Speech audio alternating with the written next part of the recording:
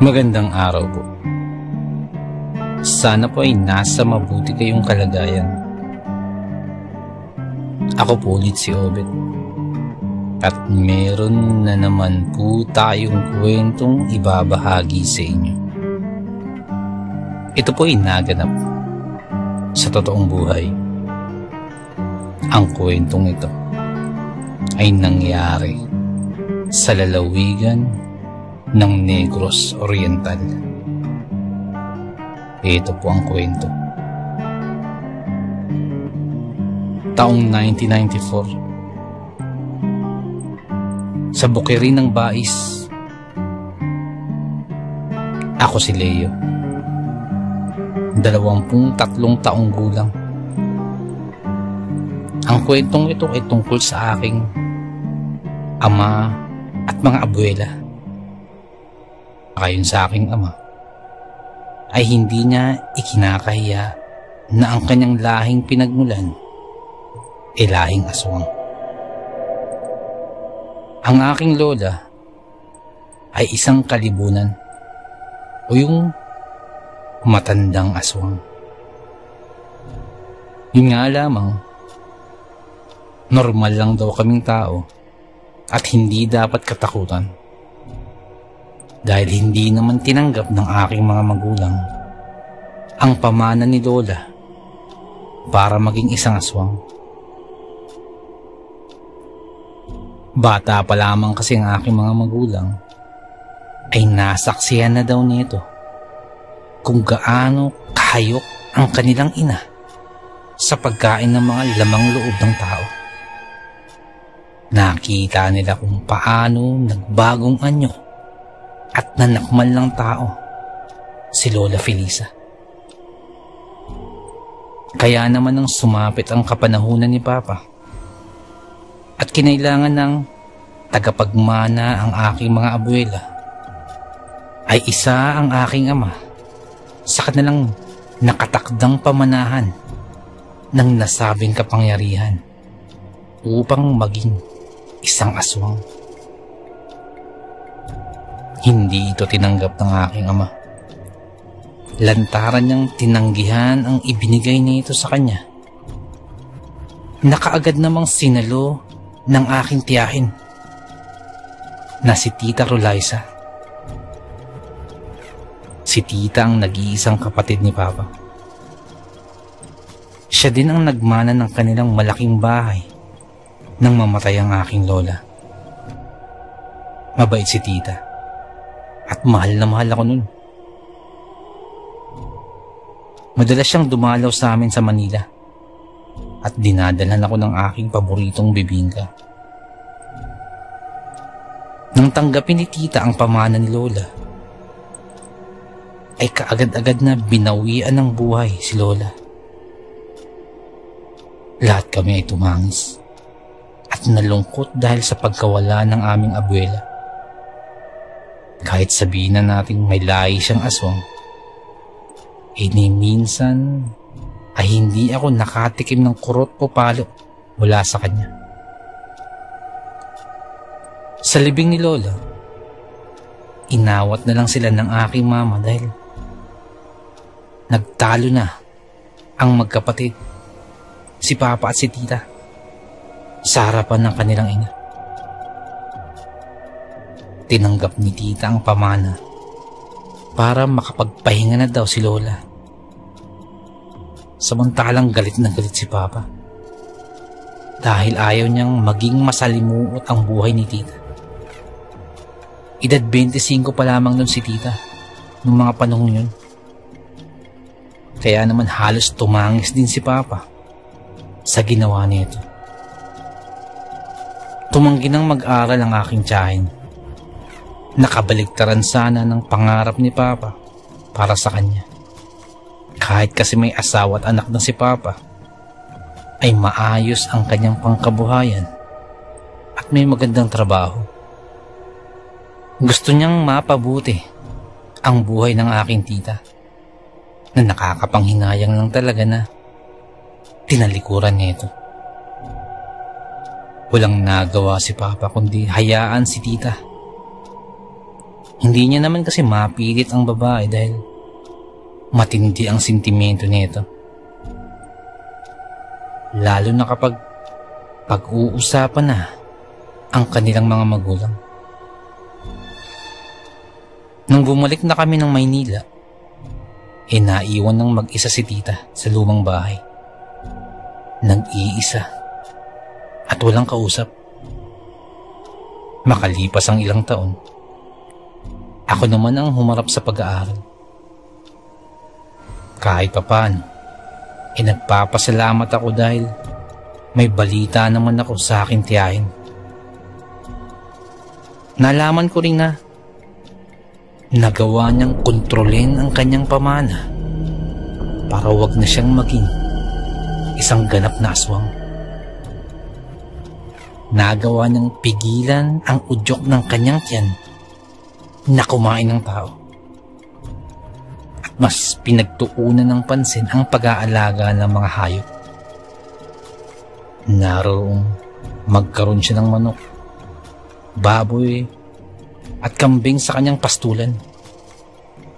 Naging abala siya at pinanindigan ang sinasabi niya kay Papa na kaya nang mamuhay ng normal. Magmula din ng maipamana ni Lola kay Tita ang itim na bato na makakapagpabago sa kanyang buhay, ay hindi na ako nakarinig ng balita na may mga natatagpo ang pangpatay o inatake ng isang hindi nakikilalang hayop. Sadyang maayos ang pagkakatago ni Tita sa nasabing pamana na umabot sa puntong nagdesisyon akong puntahan siya sa probinsya para dalawin. Nagpaalam ako kay Papa na bibisitahin si Tia, pero ayaw niyang pumayag. Kaya naman ng gabing yun ay inihanda ko ang lahat ng gagamitin para sa pagtakas. Oo, tumakas lang ako para madalaw si Tita. Nararamdaman kong hindi niya ako sasaktan dahil pamangkin niya ako. Ang alam ko hindi na nag-asawa si Tita at inatupag na lamang ang kanyang mga alaga. Nagkataon din na babiyahe si Papa sa labas ng bansa para asikasuhin ang aming lumalagong negosyo. Kaya naman tiyempo talaga. Hindi naman talaga ako tumakas. Dahil alam ng aking mama ang hakbang kong ito.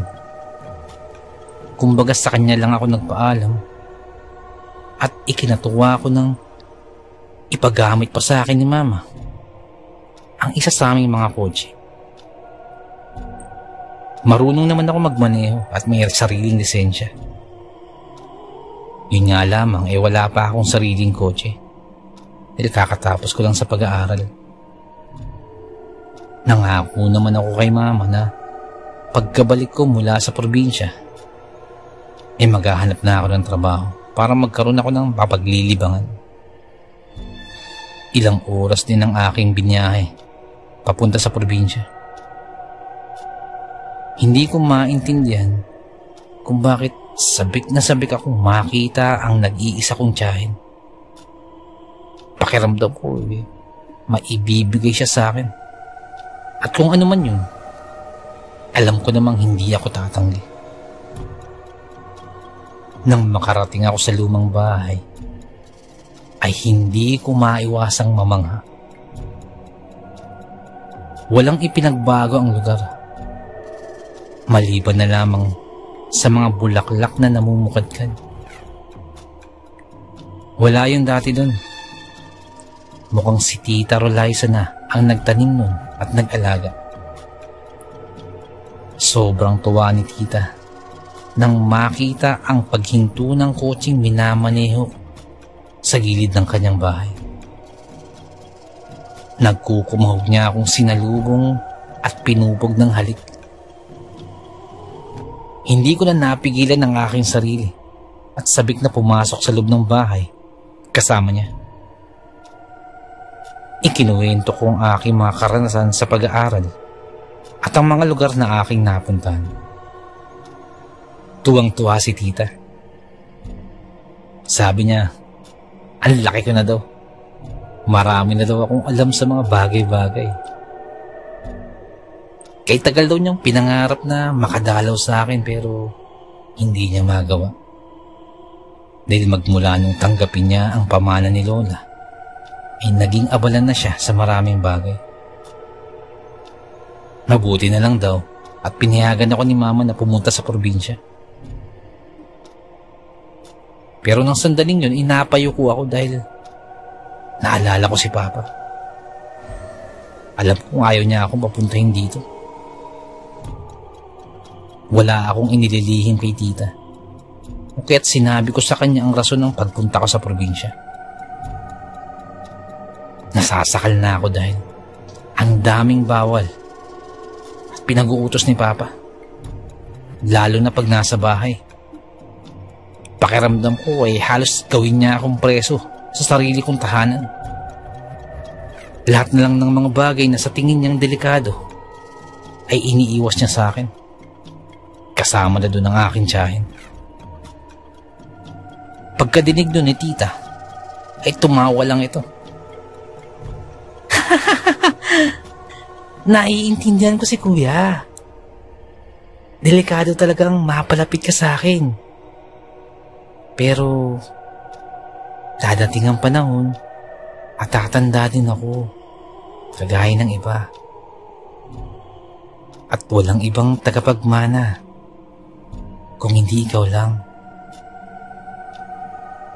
Ta, ano kaya itsura ko kung magiging aswang ako? Tanong ko kay tita. Hindi ko ipapamana sa'yo ang bagay niyon. Dahil alam kong delikado. Pero bibigyan kita ng alaga. May dinukot si tita sa kanyang bulsa. Pagkadukot nun, ay may inilabas ito na parang isang kwintas. At ang kwintas na yun ay may isang itim na bato ang palawit nun. Makinis ito at sa tingin ko ay may kabigatan.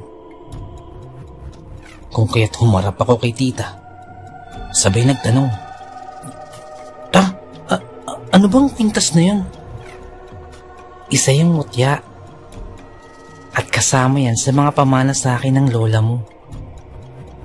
At ang sino mang may suot ng nasabing kwintas, ay ang siyang susundin at gagawing amo ng mga nilalang na sakop ng kapangyarihan nun.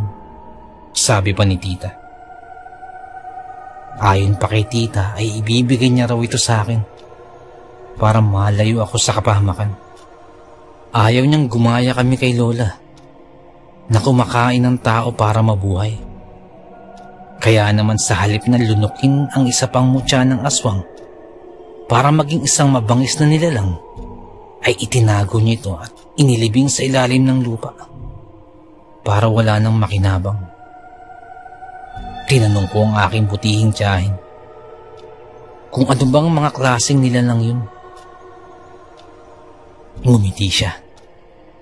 Sabay sabing, isuot ko raw muna ang kwintas para malaman ko kung ano nga ba sila.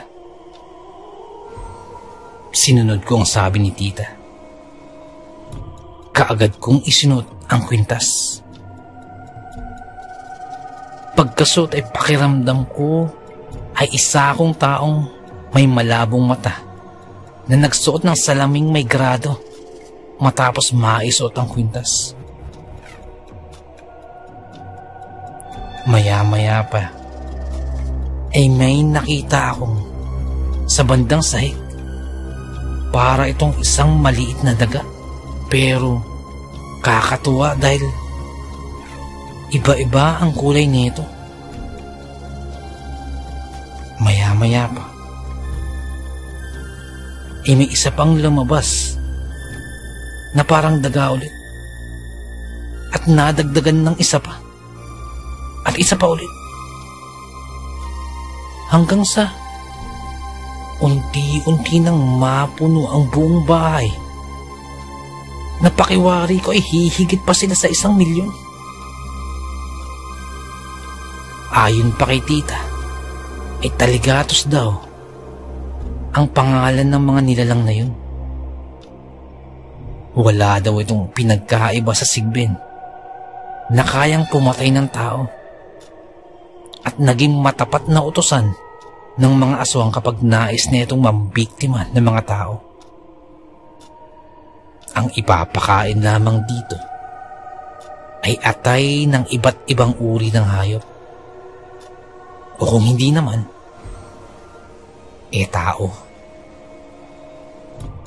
Pagkadinig ko nun ay napaatras ako dahil sa sobrang takot. Tumawa naman si tita sa aking reaksyon at sinabing pag nagtagal ay masasanay din daw ako.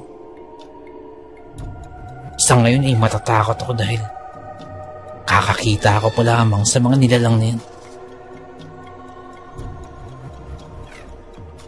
Pero ayon pa kay tita, ang dapat matakot sa nasabing mga nilalang ay ang mga taong may balak na masama sa akin.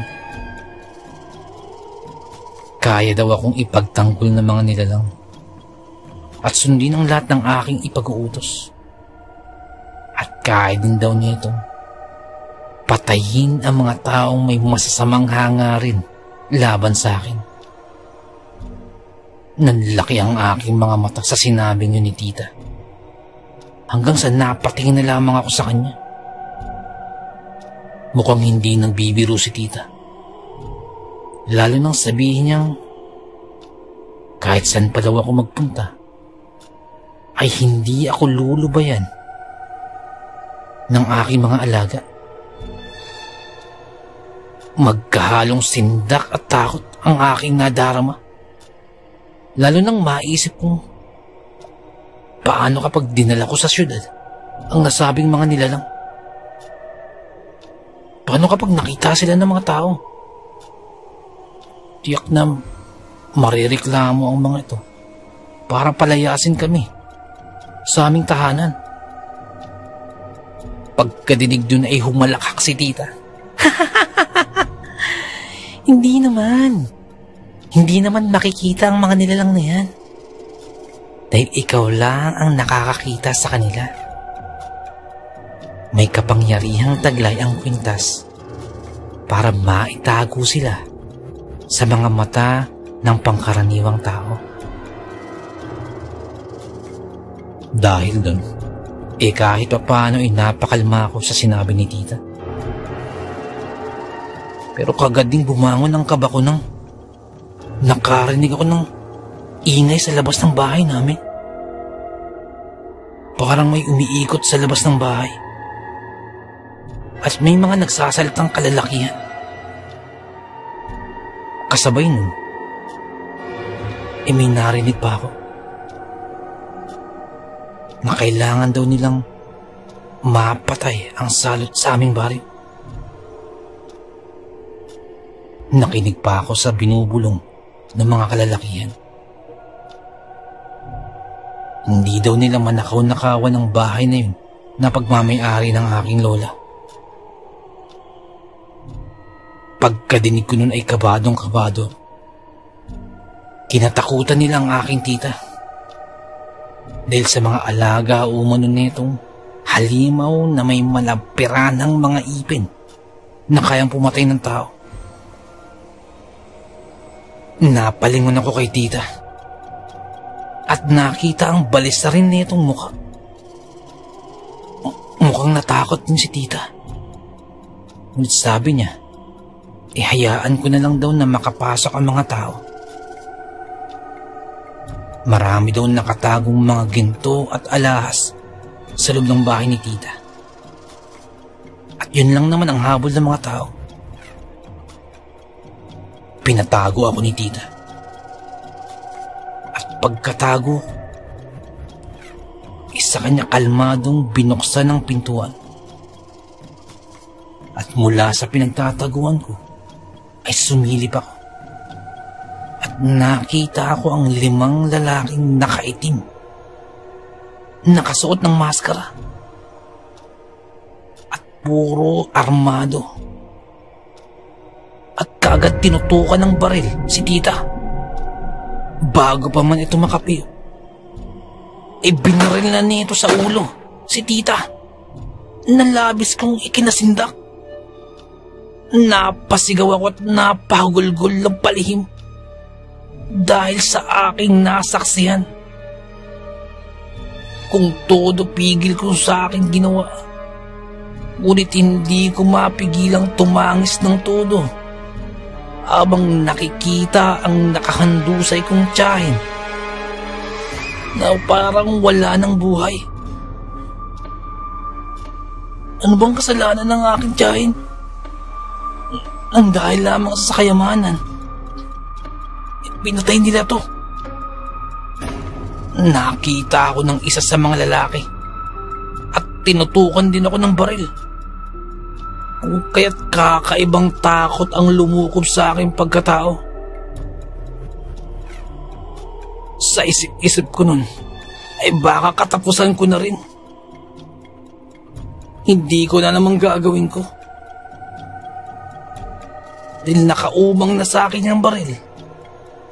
At ako nang susunod nitong tatapusin. Bago pa man nito makalabit ang gatilyo,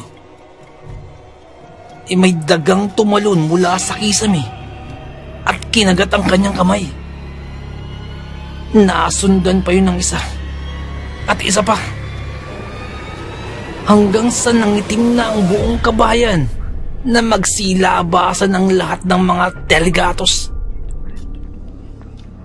Kahit nababalutan ng takot, ay tumayo ako at hinarap ang 5 lalaki na nagsisiksikan sa iba't ibang sulok ng kabayan. Lalo na nang makita nila ang nagbabantang mga tingin mula sa mapupulang mga mata ng mga taligatos. Sa puntong yun, unti-unti nang nawala ang takot ko at napalitan ng galit. Dahan-dahan akong lumapit at bumulong ako. Gutom na ang aking mga alaga at isa-isa kong itinuro ang mga armadong kalalakihan dahil pinatay nila ang aking tiyahin. Sila naman ang aking ipapakain upang mabawasan man lamang kahit papano ang mga masasamang loob sa mundo. Dahan-dahang lumapit ang mga taligatos at pinalibutan ang 5 lalaki. Nung sinabi kong sugod, ay nagsilundagan ng mga taligatos at inatake ang mga lalaki. Pinagkakagat nila ang mga to sa kusangsang bahagi ng kanilang katawan at kung ano-anong parte. Rinig na rinig ko ang kanilang mga panaghoy at sigaw. Ang kanilang sigaw ay nilamon ng sindak at gulantang ng butasin ng mga nilalang ang kanilang mga tiyan at pasukin ang mga laman loob. Tila sila mababangis na piranhang pinagkaguluhan ang mga sumambulat na laman at dugo, hanggang sa maubos na ang mga katawan ng lalaking pumaslang sa aking tiyahin. Pati ang kanilang mga kalansay ay hindi pinatawad ng mga taligatos at kinain din nila ito na tila ba kay lambot lang nun laban sa matutulis na ipin ng mga nilalang. Nang maubos ang mga kalalakihan, ay nagsialisan kaagad ang busog na mga alaga ko at kaagad nagbalikan sa dilim na walang paalala kung kailan ulit babalik. Napakagulgul ako nang makita ko ang bangkay ni tita Saka pa lamang ako nakapagtawag ng pulis at ipinaliwanag ang nangyari. Sinabi ko na may nanloob sa bahay ni tita at nakatakas sa mga salarin. Pero kahit kailan ay hindi ko ikinuwento sa kanila ang tungkol sa Taligatos. Minana ko ito mula sa aking tiyahin at aalagaan hanggang sa abot ng aking makakaya. Napakahiwaga ng ating mundong ginagalawan. Napakaraming bagay ang mahirap ipaliwanag, pero nagaganap. Hanggang dito na lamang po. Salamat po sa pakikinig. Magandang araw po.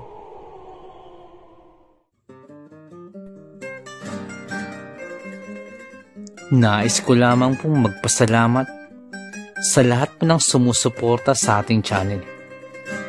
Sa lahat po ng ating mga subscribers. Sa lahat po ng ating mga listeners. Mga silent listeners po natin. Mga OFW listeners po natin mula po sa iba't ibang panig ng mundo. Maraming salamat po. At sa mga nagbahagi po ng ating kwento, maraming salamat po. Kasama na rin po ang mga manunulat na tumutulong po sa ating channel. Nais ko lamang pong i-shout out si Boss Marlon Paro. Boss, shoutout po. Shoutout din po kay Boss Malvin Esguera. Boss, shoutout po sa inyo. Shoutout din po sa Mapati, Palayan City, kay Boss Sunny, Marilu, Manuel, Nognog, Maria, Tisha, Manuel Jr., Sixia. Ang shoutout pong ito ay mula po kay Boss Saturnino Matading. Shoutout po sa inyo. Nais ko lamang pong i-shoutout si Boss Bulag na Anghel. Boss, shoutout po sa iyo. Salamat po sa pakikinig. Shoutout din po kay Boss Benji Cayetano. Boss, shoutout po. Shoutout din po kay Ma'am Annie Viloria. Shoutout po sa inyo. Kay Ma'am Annabel Apruebo. Shoutout po. Kay Boss Baby Langka. Shoutout po sa inyo. Shoutout din po sa Lucky Kids Game Farm from Feeder Road 1, Northgate, Santo Tomas, Davao. Shoutout po sa inyo, boss. Shoutout din po kay Ariando Tamor, kay Boss Christian Ed, at kay Boss Ferdinand Tamor dyan po sa may Las Piñas. Shoutout po sa inyo. Ang shoutout po ito ay mula po kay Boss Chris. Shoutout po. Shoutout din po sa Marcos family dyan po sa may Antipolo. Shoutout po sa inyo. Ang shoutout po ito ay mula po kay Boss Fernando. Shoutout po sa inyo. Shoutout din po kay Ma'am Annie Viloria at kay Boss Baby Langka. Shoutout po sa inyo. At kay Ma'am Annabel Apruebo. Shoutout po sa inyo dyan. Shoutout din po sa King Solomon Game Farm dyan po sa may Tawid, Maasin City, Southern Leyte. Shoutout po sa inyo. Shoutout din po kay Ma'am Rosie de Mesa. Ma'am, shoutout po.